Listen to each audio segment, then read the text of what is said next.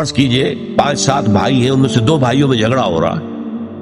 اب جو باقی 5 ہیں وہ کہتے ہیں جی ہمیں اس سے کیا غرض، ہم خام خواہ اس کا ساتھ دیں گے تو وہ ناراض ہوگا، اس کا ساتھ دیں گے تو وہ ناراض. یہ صحیح نہیں ہے، جائز نہیں ہے. صلح کراؤ.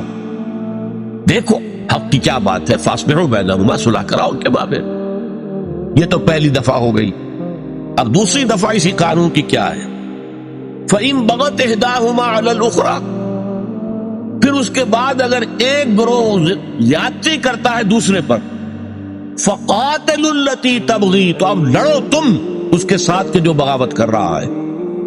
یعنی صلح کرا دی گئی، معاملات طے ہو گئے، کوئی شرائط طے ہو گئی، ایک گروہ اس کے باوجود جو ہے اڑا ہوا ہے اور اکڑا ہوا ہے اور جو ہے وہ صلح کے سامنے جھکنے کو تیار نہیں ہے، یا صلح کرنے کے بعد پھر وہ غلط اقدام کرتا ہے.